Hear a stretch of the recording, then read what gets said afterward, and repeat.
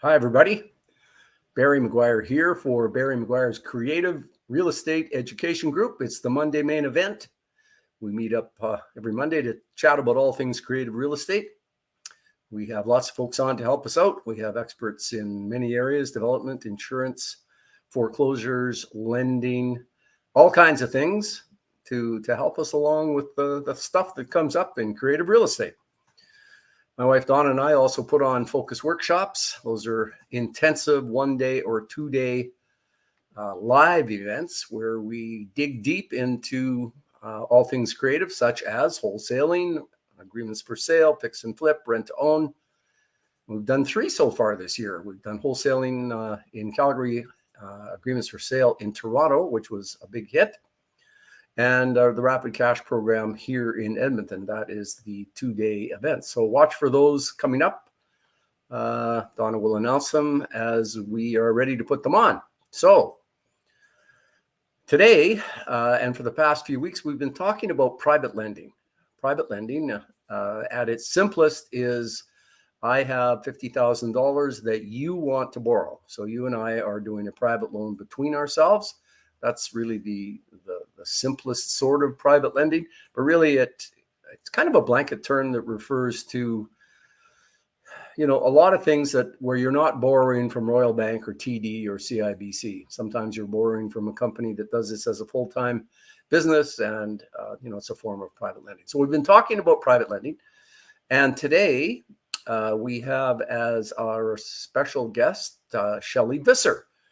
Shelley is a longtime and experienced investor, and she is going to talk to us a little bit about how she got into real estate, the various things she's done, and then we'll move on to a more vigorous discussion of private lending, how Shelley looks at it, her general principles of lending, I guess you'd say, when she looks at someone who wants to borrow money.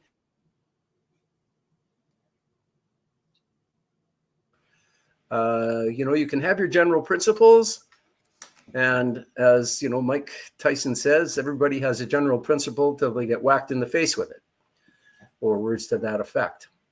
So Shelley's going to be there helping us out, and we'll get a bit of her background. We also have the redoubtable Neil Taniguchi, who has done his own fair bit of private lending and private borrowing. So Neil will be here pitching in as well on just kind of how you look at private lending and what you learn about private lending, and some guidelines for you if you're thinking of making a loan. And we're trying to get right down into the practicalities of it once we start talking about it. But before we do all that, Shelley, I want you to tell the folks who you are, where you started out as you moved into your working life, and as you were in your working life, how you ran across real estate and real estate investing and private lending, and the various avenues and strategies you've implemented over the years, all of which will lead us down to a more detailed discussion on the private lending side. So Shelley, tell us about Shelley. Well, thanks, Barry, for having me. I really appreciate it. I'm just really happy that my name was in the title and Neil's is not this time. So, well, that's big bonus. Big bonus. Don't worry, the check's in the mail. Thank you. I'm hoping it's that rhubarb jam. You bet. Rhubarb coming your way. Yeah. Oh, Neil. It's an inner circle conversation. We'll invite you in soon. For those of you that don't know me, it looks like we have a lot of Central Canada people. I'm seeing people from Ontario. I was thinking, everybody knows me, Barry, but then I'm thinking, I guess not as many, especially as you've been expanding further into Ontario. So yeah.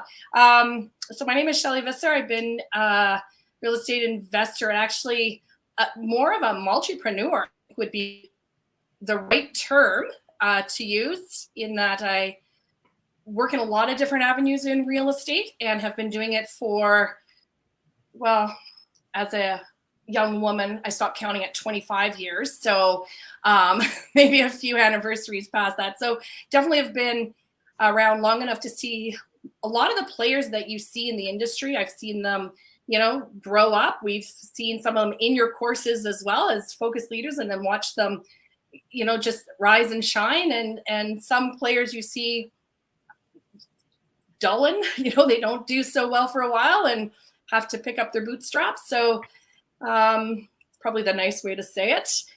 So now, right now I live in Calgary. I have 2 kids, got into real estate back in the day before internet. So I'm dating myself, but the general term back then was the best way to make money was through real estate. Obviously now there's many different avenues with the whole online communities and the social media aspect, but it really was making money through real estate. You don't make land anymore. So I actually started off with managing apartment units. And actually even previous to that, I had taken interior design courses and then went through and started managing apartment buildings just to support myself. And I had a little child at the time, infant, and was putting somebody through school at that time. And it was just a way to pay the bills. And through that, started seeing the real value of money and real estate and how it can truly create a lifestyle and a future for you. So through that, I guess real short brief is that through the years, I've done buy and holds, the new term called BRRRRs, which is flipping or renovations that you flip to yourself and refinance and keep. I've done a lot of renovations. I'm well known for renovations. I'm now doing luxury renovations. I do a lot of private money lending. I've done some development. I do coaching, masterminds, short-term rentals, some multifamilies. I don't know. I always forget what I'm working on. Yeah, that's about it. I'll usually I remember and go, oh yeah, I have a property there. Or, oh yeah, I've done that. I never thought I'd be that person. But when you do a lot of stuff, you do forget over time. Well, that's why you call yourself a multipreneur, because you are. Yes. Yeah. All right. So you've done a whole whack of things over time, including private lending. Neil, I just want to bring you in here a little bit. Your rise in the real estate world from where you started to where you are now is got some similarities to Shelley. You had a job. You got into buy and hold, and then somewhere along the line, you ran into creative real estate at that fateful weekend with Ron LeGrand. And back in the day, you're also a multipreneur, and you've also done your fair share of private lending, I think, and private borrowing, if I'm not mistaken. We've definitely been on both sides of that coin for sure. Yeah. So, okay. All right. Yeah, I was not accepted, unfortunately, to go to the design school, so I let someone else handle that. But got a different job. Yeah. Well, they're picky. Not really, but if you talk enough, you get in. Obviously, Shelley, you had the key then. A real gift. You had it. This will be my shortest bio ever, Barry, because we are already 8 minutes in. Wow, my goodness. Well, that's not bad. That's not bad. All right, so we'll skip through all of those other parts of the multipreneur universe and get to the private lending side. And so let's start out from the lender's position. You have to make your first loan somewhere along the line, and the true private loan where you're lending to another individual is really kind of what we're talking about here. And I don't know, Shelley, if you can go back and think about your first loan or two to someone probably you knew. Give us, sort of how you got started there and how you developed your view of private lending, because you just can't say, sure, here's my 50, pay me when you can. I mean, what did you do on your first couple loans? How'd you set it up? Right. I think the very basic part, I was looking at expanding.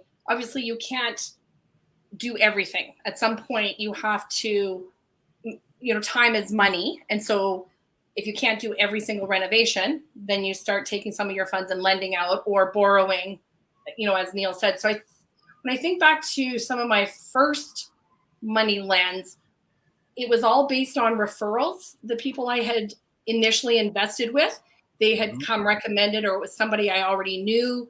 I knew some of their history. I knew what they had done in real estate. I think a little bit of the difference for myself was that I was not brand new to real estate. So for me, that made a bit of a difference. I already understood how real estate worked. I understood what was involved. I understood the time. I understood the risks and the rewards. What I didn't understand at that point, being brand new, was how to structure it properly and how to protect myself. So I knew that the risk is, oh, you could lose your money, or or the reward is, oh, you can make a lot of money and not have to work. So I knew that, but I just didn't know how to structure to protect myself, and I didn't know some of the proper questions to ask to make sure that that was a good fit or a good use of the money, and did it make sense, or the deal analysis from that perspective. Because how I analyze my analysis on deals is very different than, say, yours, Barry, or Neil's, or everybody. We all have our own way of looking at a project and what works for us. So, there's deals out there that you may go, hey, that's a great deal, but I don't understand it, so it feels risky. So you may not invest, or you may look for it, or you may go, oh, I really understand what you're doing. This is great. Or you may say, I understand how renovations work. You are so in over your head. There's not a chance I'll lend you money, right? So there's also that aspect to it as well. So so the first ones would have been just referrals, people I knew, and smaller amounts, like you said, 25. Well, for me, 25, 50,000 were smaller amounts. Sure. All right. So the first ones, you are lending on a referral basis. Someone either referred or you knew the person. You knew some of their history, but your ace in the hole was that these were, I'm guessing, all real estate related loans. People aren't borrowing from you to go start a gold mine in the Yukon. They're borrowing for real estate, presumably. No, there was no Nigerian princes involved either. Okay, well. Yeah, I keep wanting to respond, but haven't yet. So they were referrals. They were in real estate. And actually, as I'm looking back, I believe my very first one was actually a bridge loan, which is very different. Yes. A different way to start, because most people don't start with a bridge loan. And the person I knew, we had been in a mastermind together, so I'd known him for a while. He was also a realtor who was an investor. And he had some clients, I think it was, or friends that had a mortgage, or they were waiting to get a mortgage, and the people they had borrowed funds from needed their funds back before the mortgage got funded. And so I was putting up the funds for about 3 months till that whole process cleared. Right. So it was a little different to start with the paperwork. It's a bit different. It's a bit different kind of loan. You don't hear about too many bridge loans on the truly private person-to-person stuff. That almost always a bank is involved there. If there's a mortgage involved, the lender often assists with the bridge loan, but that wasn't the way it was. Now, for doing a bridge loan, if you're looking at figuring out the risk involved, did you dig into the background to make sure that the people who needed their money quicker than the mortgage was going to show up, that those things matched up, that there was an unconditional mortgage that just needed to be funded? How did you satisfy yourself that this was on the up and up, as it were? Right. And I'd love to give you all those beautiful right answers, but the reality is didn't know a lot of stuff back then. So I've learned through time. So if you are new and listening, there's a lot of things you're going to learn from today, what not to do or what you should do. I tended just to ask a lot of questions of who's it for, how are they doing it. I didn't know to check for documentation necessarily. I didn't know I could do that. Right. A lot of it was just kind of trusting and believing this person that it was going to, the transfers were going to happen. I think next, I've done other bridge loans, believe it or not. I think I've done 3 more since then on different scenarios for different reasons. Yeah. But looking back, I think the only thing I asked was, well, where's the property? Who's the bank they're going to? Who did they lend from? Why do they need this money? What's the guarantee? And what happens if they don't get their money and I need my money back? That's about all I knew to ask. And lucky for me, it worked out. But it was stressful. And that was really actually a really good aha moment for me of going, oh, okay, I know I want to do this. But I realized once it came to happen, when you think you have the knowledge, that book knowledge, when you actually put it into application, you suddenly realize all the questions that you don't know the answers to. Yeah. And that's the best way. Like, book knowledge is great, guys, but let's be real. It's the actual applications where you're going to learn a lot from. And so from there, I started asking more questions, and I've learned all the time. I have even learned lots even this past year on changing processes, because times change, rules and regulations change, laws change, what you invest in changes, maybe provinces or countries, because I'm involved in investing across Canada and in other countries. So you'll always be learning. But don't be afraid to not get started. I think, look at that very first one. I would say to somebody, talk to others that are quality, integrity people in the industry and ask them what they know about that person. Because there's a lot of people that present well, but maybe aren't running as smoothly behind the scenes as you think. So I would probably have asked for more references. I know on second one I had done, I wasn't as sure, but I knew to ask some other people, hey, this person, what do you know about them? What's their character and their integrity like? And so each time you just keep adding your processes and changing. Yeah. That's I think that's a big one to ask around, because it's, when you're in a private loan, it's difficult to dig. It's hard to go to impeachable third-party sources to get the information you need. There might not be, if they're a decent person who's done what they've always supposed to do, they never will have been sued. So doing those kind of courthouse searches don't help you out, which is good in one way. At least they haven't been sued. But the integrity and the background and who they really are is one of those intangible but super important items. So I want to move over to Neil here, because I know Neil he certainly projects integrity. No. Actually, Barry, can I just interrupt for 1 second, just on your point you made about suing, if you don't mind? Yeah, go ahead. I think it's really important to people to realize that not everyone gets sued. It depends on the amount. Not everybody wants to do it. So just because that person hasn't been sued doesn't mean they haven't lost money. No, absolutely does not mean that. Clarify that. In fact, most people don't get sued because it's more time and trouble and stress and not guaranteed, and it's a pain in the butt, and people write it off and start again. So you're right. It's up front and all the costs. You're not guaranteed to get even the legal fees back. So yes. Asking around is important. Neil, when you're on the lending side of things, what are your basic lending standards that you try and employ when somebody wants to borrow money from Neil Taniguchi?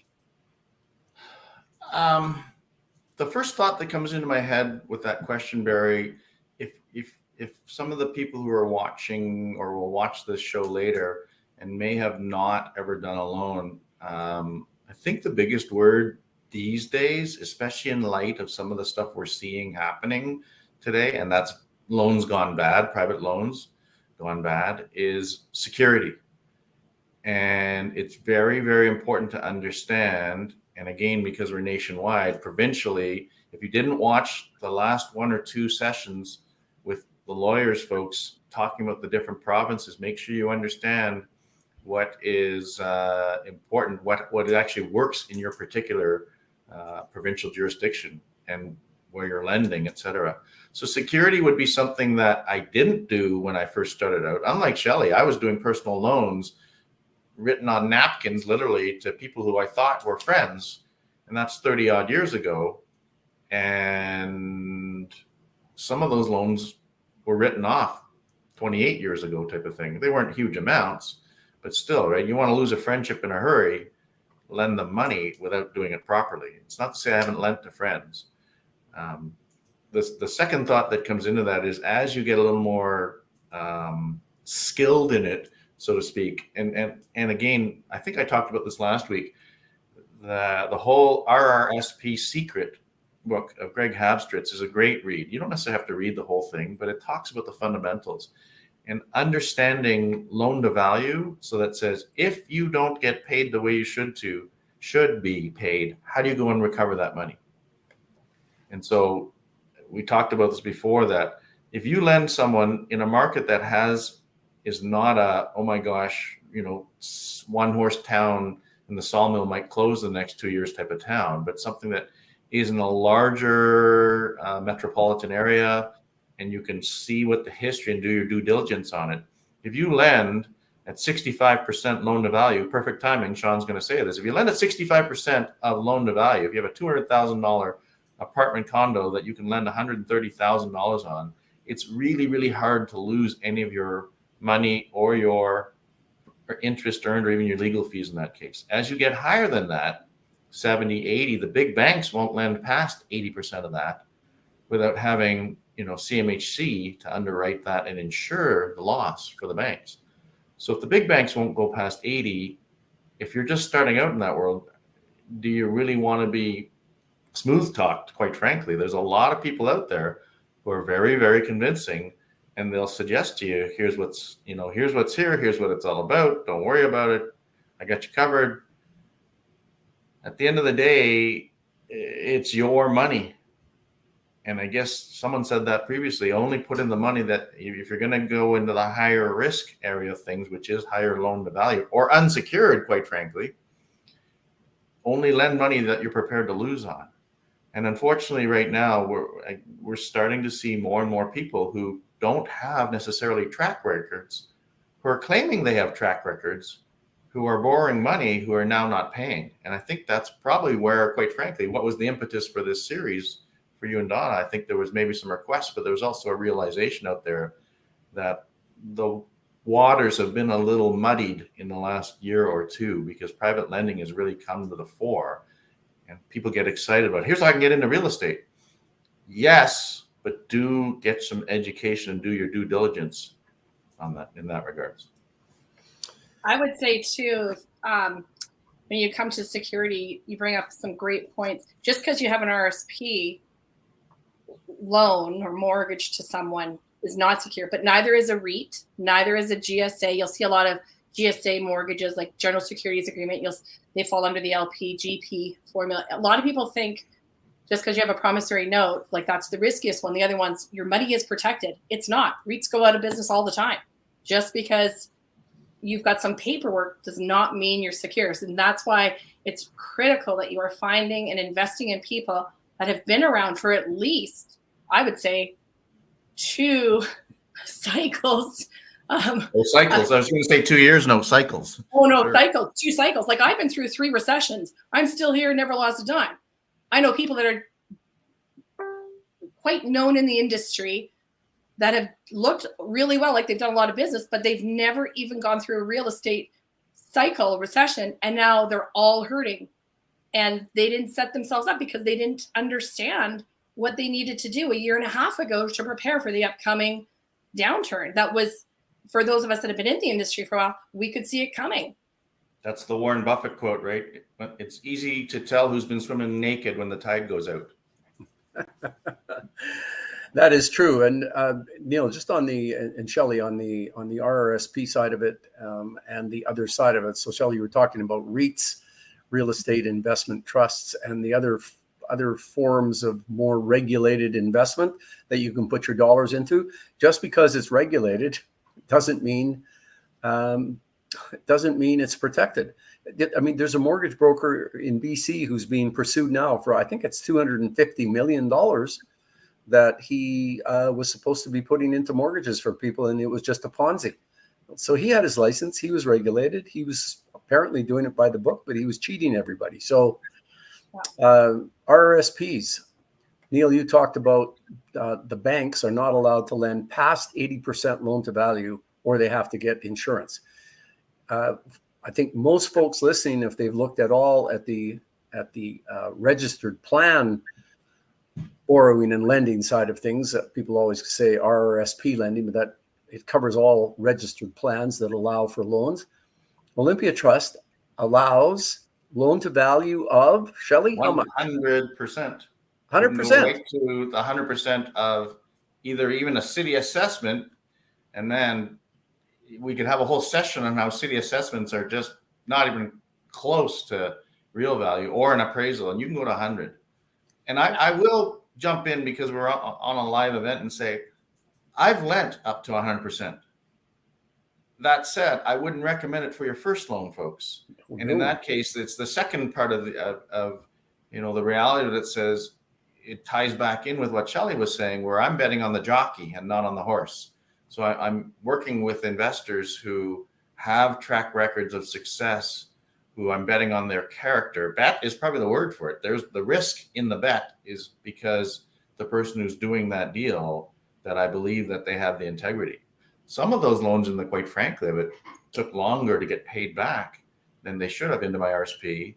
But because, again, the due diligence that we did in the day, which probably could have been greater, quite frankly, it was some of our initial ones, but the due diligence that we do today tells us that there's a pretty good chance that communication won't just disappear. You won't have someone who quote unquote ghosts you when you're not getting paid and not hearing what's happening, and you have to find out, $250 million into Victoria. That's a bad way to find out through the press that you might have just lost your nest egg.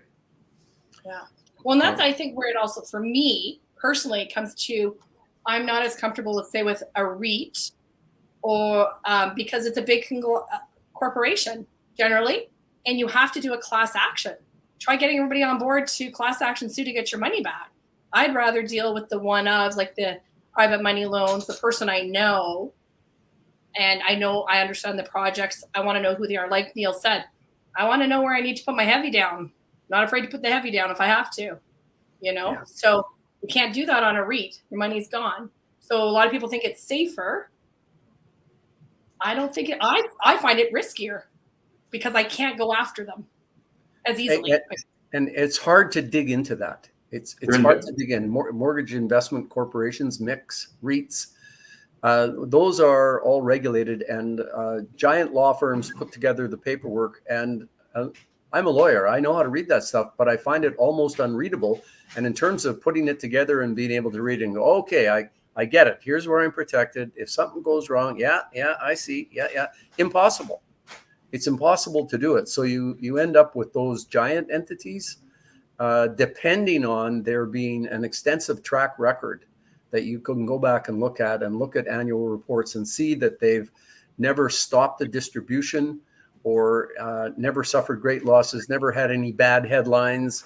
I mean, those are things you can do, but it's really hard for a layperson or even a lawyer to dig into the paper that they give you when they go, here it is. This is why you should lend to us. Well, it's not very helpful. So I agree with Shelley. You've got to dig deep when you're lending to anybody, but even to those big regulated entities, you have to do it again there.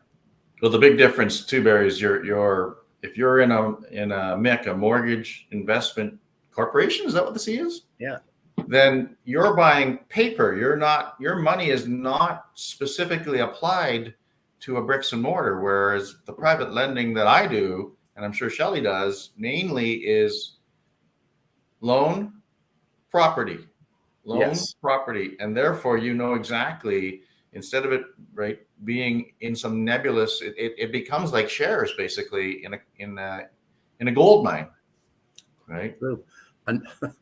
A fool's gold mine. So we got ourselves a little sidetracked there. Yes. Because there's so much to talk about, and really we do want to try and keep it in the true private lending sphere today, the person to person or person to close entity, closely known entity situation.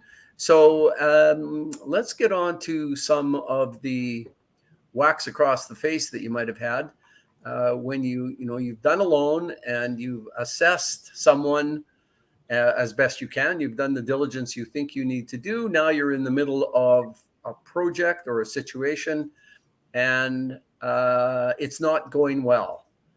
So, Shelley, if you have any examples like that where it's not going well and you start looking a little more, you go, aha, I didn't quite analyze this part properly, or next time I will be asking this question because I now know. So give us an example or two from your experience like that. Sure. And again, a little caveat to all of you watching, just because I've been in for a long time doesn't mean I only have one or two stories. I have, we all we all have novels worth of stories. That's how we get the experience. So just because, I've been doing it for a long time, like you said, Barry, you change your processes and then something else comes up, or somebody's really good at hiding who they are, or documentation. So I have a few. And actually this last year I was saying to Barry just the other day, this year's been a tough year. In all my years, I had more than one. I had a number of partnerships that just didn't go well. And you think people, you think, oh, they're experienced, or that maybe they're newer, but you're going to come alongside and use that information. And for many different reasons, things don't happen the way they should. And I would say that I think my biggest one is what I'm dealing with right now is someone who has a lot of money out there, seems to be well known. They seem to have a lot of properties, cannot pay their bills. Now they're still making their monthly interest payments to me, but I have not got my initial funds back that I have been asking for since March. But the worst of it is I'm not getting good communication. I'm having to keep bugging them. And I actually called them out the other day and said, for someone who is as experienced as you are, if you are going down this route of doing X, Y, Z, I'm having trouble understanding how you can't answer some of my basic questions, because why would you do X, Y, and Z without knowing what the costs are, what the information is, and answer those questions? And that's actually making me feel more insecure about my funds with you. And I guess I look at it, and now looking back, I can see where I thought it was also in a project. That's what I was told. That's what all the information is. But it looks like my funds were actually just put into the general coffers. Now, it's one thing if you're lending to the general coffers, but you have to tell the investor, hey, I have some of your money here and here, or it's overseeing for this, or your money is just for this. If I'm told my money is just for that, then it should be there. So I'm not understanding why all this other stuff is a problem. Right? So yeah, a lot of the other ones, like Neil said, I have either gotten money back, but it took a lot longer. Some we're still working through. Some we're still working through, so I can't say I'm going to lose. Some I think we're going to reconcile, and they're coming along and improving. And I think that's where, when you go to read loan to someone, that's where it comes back to that whole character integrity part. If a project's going to take longer, tell me. Let's work through it. Tell me what your options are. Give me an option. For instance, I have a project that we've just sold on, one of our luxury renovations. I have investors. I have another one going on. I had people just on that one, even though their loans aren't due back to them till whatever, October, November. But that project is done. And so I'm writing out to all of them saying, hey, the project is done. We're not due to have your money back, but the project is done. Do you want to stay in? I can just transfer you to the next project. You have to be honest, right? One of them, the project hasn't sold yet. So I reached out and said, hey, I know the project hasn't sold. Do you need your funds back because your due date is coming up? Or do you want to extend? Give them the option, right? If they can't stay because they have other projects in mind or other bills or whatever it might be, you have to go replace that money. It shouldn't be the person who lends you the money struggling to get by. That is your problem if you're going to borrow that money. Your lenders you protect at all costs, even if the cost is to you. And I'm finding very few borrowers out there in this real estate industry will talk that talk, but will not walk that walk. Yeah, it's kind of I'm very passionate about it. So for the first one you started talking about, Shelley, someone who seemed to have had all the trappings, I think, was projecting a lifestyle and a successful look, and you've discovered that this is not necessarily so. As things aren't going the way they're supposed to, it sounded like when you talked to them about issues, they made decisions that you're saying to yourself, with your experience, why in the heck would you ever have done X, Y, and Z?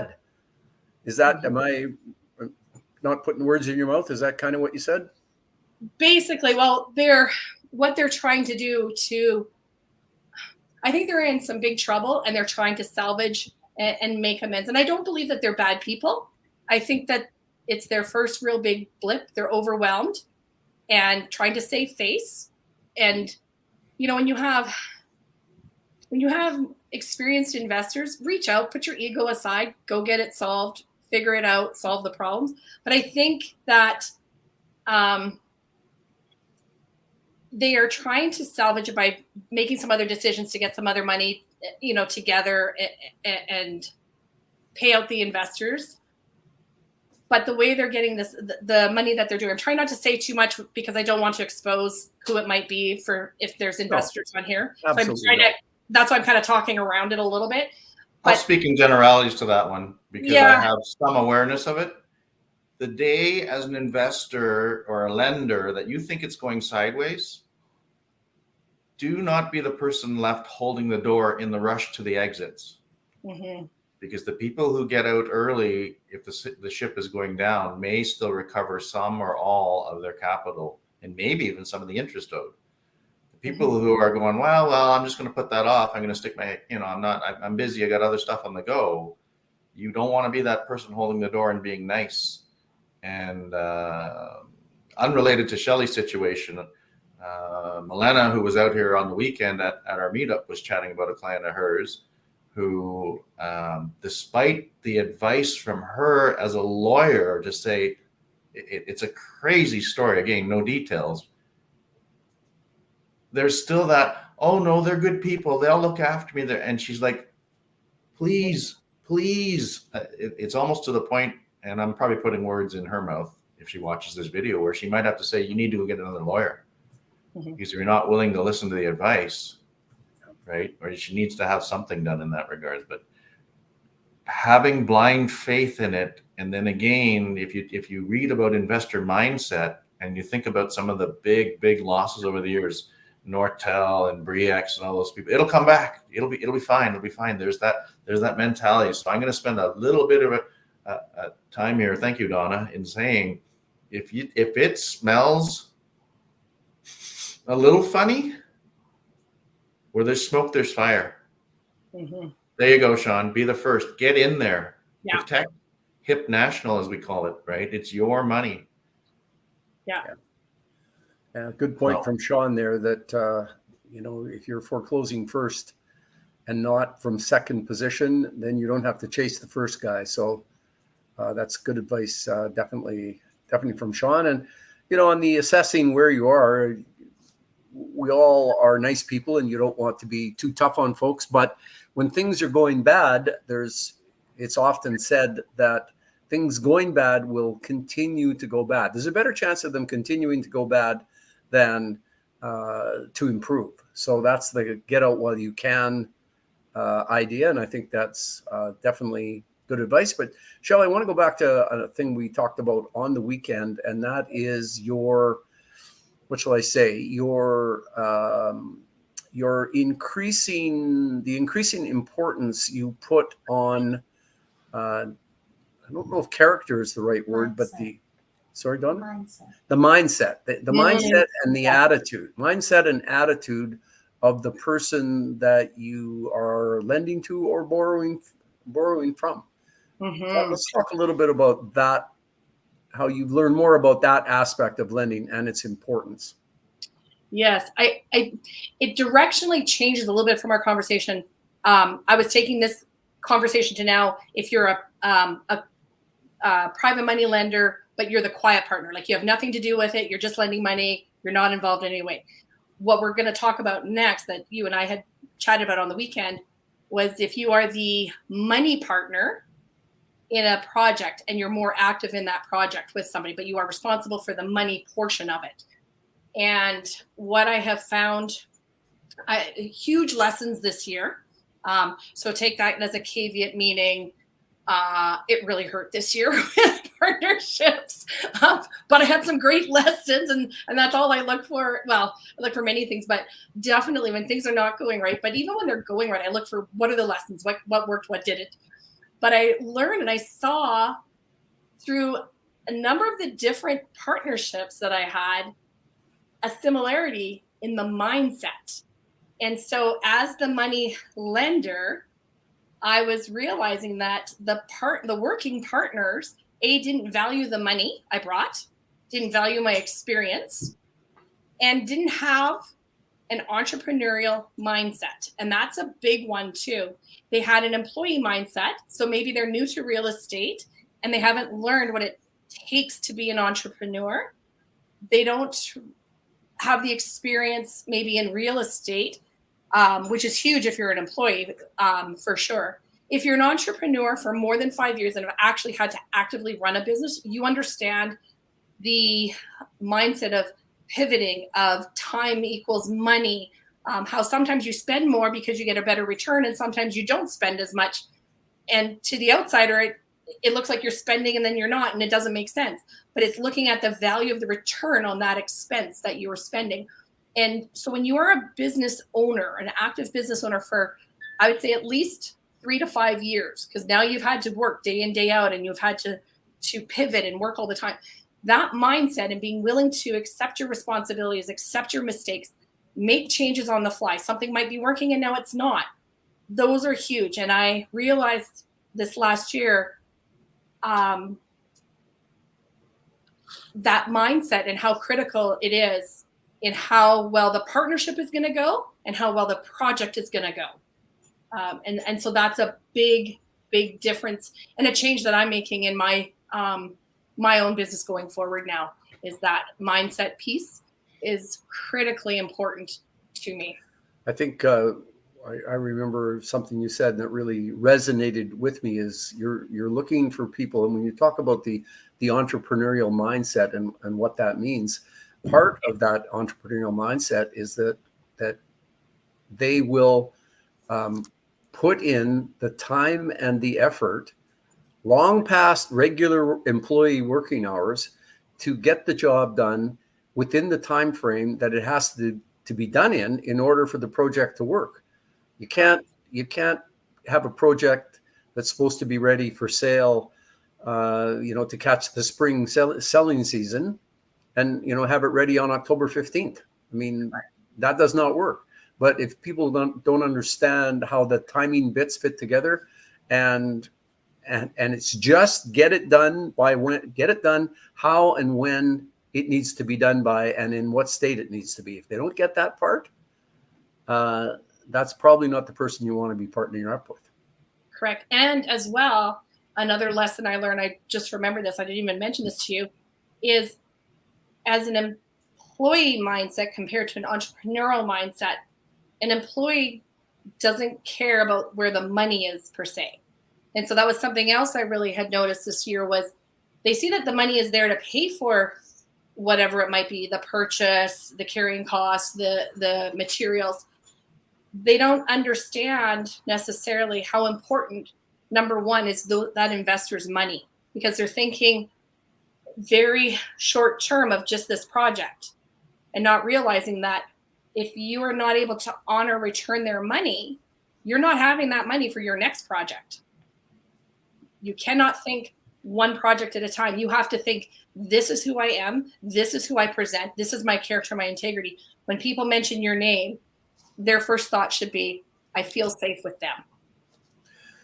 Yeah, I couldn't agree more. Neil, you've talked about making kind of character loans. I mean, you're lending to the person, not the job, sort of thing. But have you had some of those, I guess, more definitive moments where you've been able to expand the notion of why you lend to somebody on the character side, and have you kind of got a list of things that you're looking for in the person you're going to lend to, similar to what Shelley's doing, but maybe you have your own spin on this?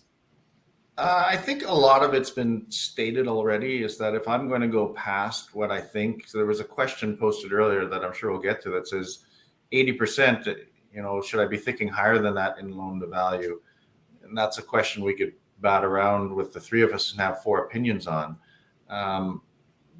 More in the sense that if you're going to go there and go beyond that, I think it really comes down to if I met, someone who just took a weekend course, on how to pick any strategy out there. I don't care if it's multi, fix and flip, blah, blah, blah, blah, blah, right? I'm just going to go renovate.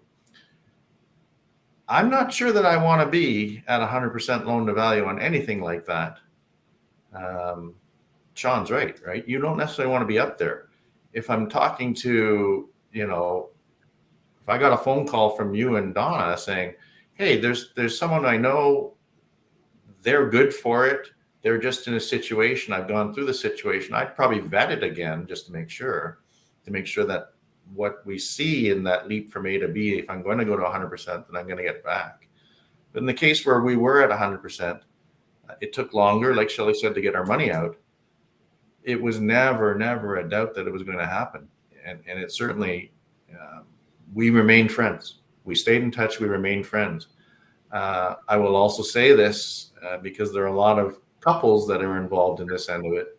It cost the friendship with Linda because she was not quite as on board with how behind it was and how it was going to happen and that we were ever going to get paid. She was very, quite frankly, anxious about it. And so that damaged the friendship there. So he and I have gone on and we're still great friends to this day. Okay.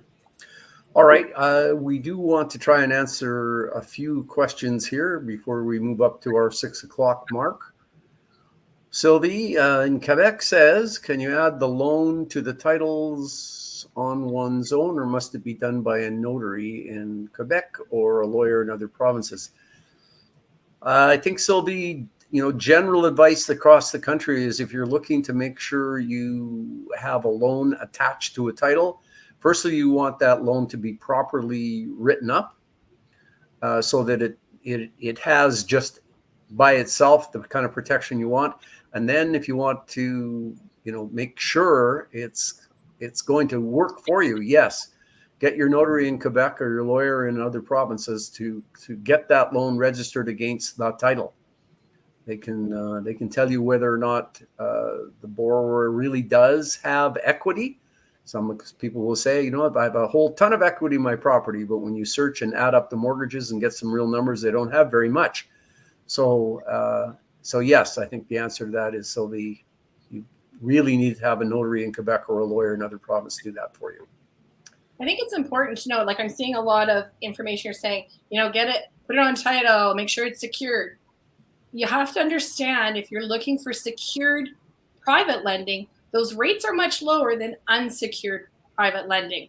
So you're not going to get the high numbers and your security. So just be aware of that to the listeners. Yes, there is sometimes, but we're talking some of those excessive amounts per se. Generally speaking, if you're looking for security, it's going to be a little bit less. I do have secured loans and unsecured loans. There's a wide variety there. I think too, just kind of bringing back to that 100%, I've had some properties 100% financed.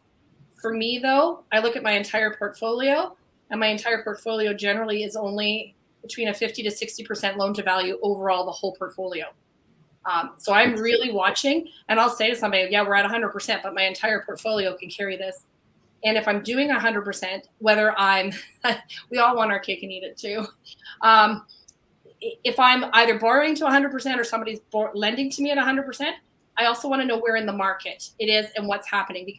So for instance, on a renovation, you might be 100% loan to value, but once the renovations are done, it's going to be worth far more. Or in time that, the market cycle is going up, that there's going to be an increase there. So you have to know some of that if you're looking at that 100%, or talk to people who know what's involved in it. No, and if you're 100% of the property before renovations start and the property gets demoed, you're actually now built over 100% because the property value declines. Yes. And then gets rebuilt and lifted with the reno. But a house that is gutted, good luck ever getting a mortgage on that. So the value declines in a heartbeat. Correct. So there is that moment of time where things have to keep moving forward. Correct. I've posted about, I'm one of I think Shelley, you do this too. I have no troubles telling people that here's a project where it didn't work out so well for us. Mm-hmm. And yep. We'll tell people that. I put it on Facebook, and our latest flip, it closes in 18 days. we got lucky, quite frankly, because the market lifted our value around us. It's going to be 2 days short of 2 years on a flip. And everyone goes, 2 years on a flip?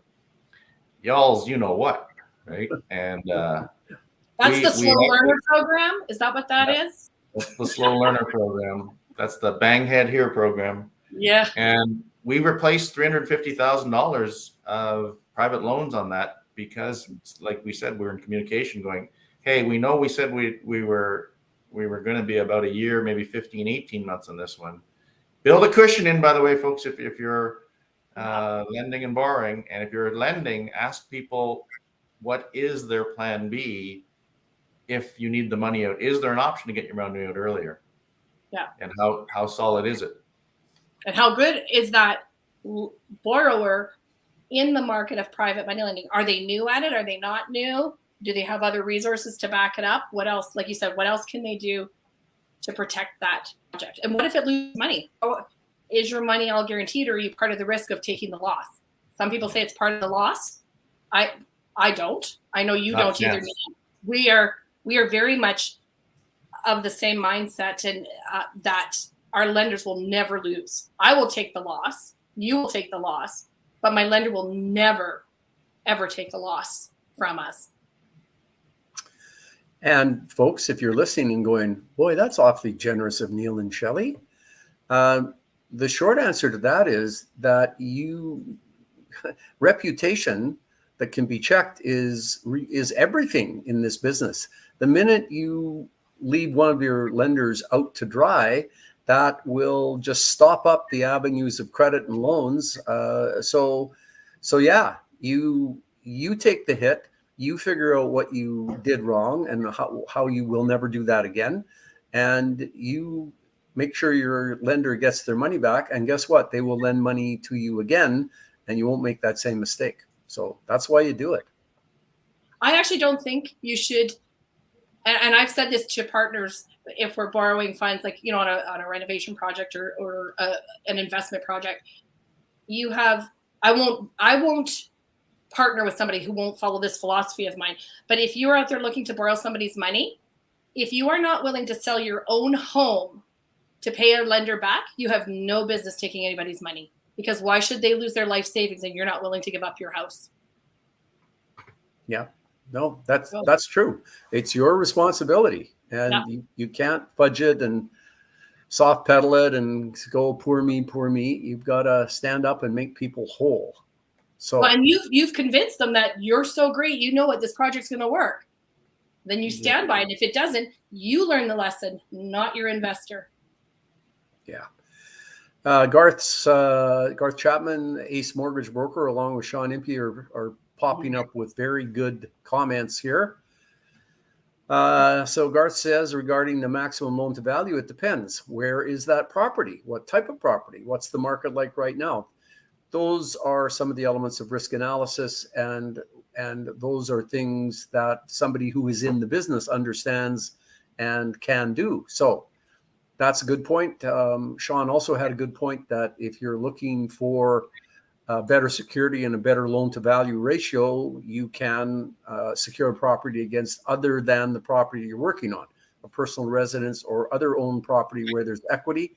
And if folks have those kinds of property and they don't want to give you an appropriate loan to value ratio, then Sean said that's a red flag. And I certainly agree with that. A blanket type mortgage, Barry? A blanket. That would be typically a blanket mortgage, one mortgage covering two or more properties. Yeah. Garth's reply, I think, is in response to the question that Chris Carlton put up that Donna posted just before that says, I'm at an 80%. Okay. Is that a good one? Let's get Chris's comfort level is 80%.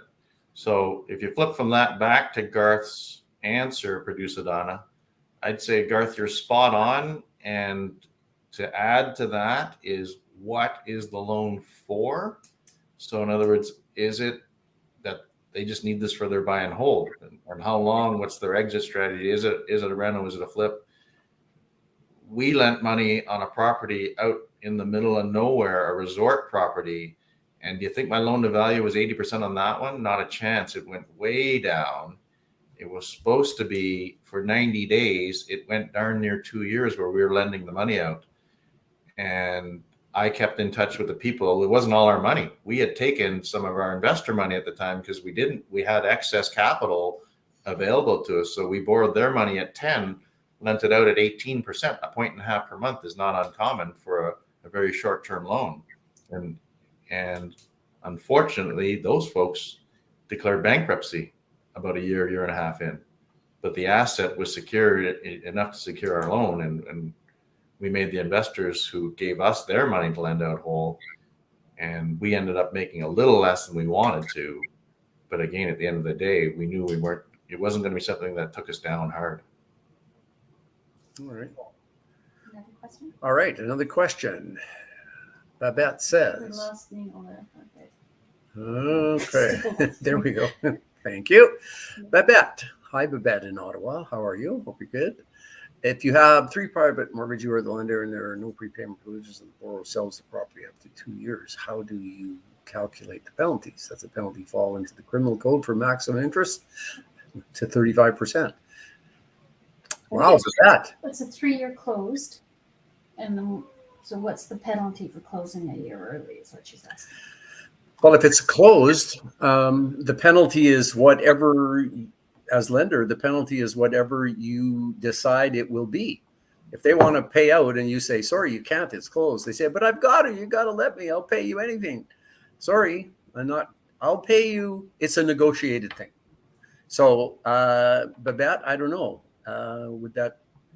Could you take a penalty that would put you into the criminal code interest provisions? Been a while since I looked at criminal code stuff. I think that's a bit much for this session today, but an interesting one. You and I will have to talk about that. My non-lawyer brain says, is there a difference between a payout penalty and interest? That's what I was going to say. Yeah. And I would say too is, have you negotiate, like, were they selling early because of the market? Does that cost come off of the sale, not out of your pocket? Is it the interest that you're losing that year of interest? So maybe they just pay you that extra year if you haven't negotiated. All of my private money loans, I tell all my investors, I have the right to pay you out early because a lot of times it's flips. So we have the extension and I get to pay it out without penalty. It's right in my documentation.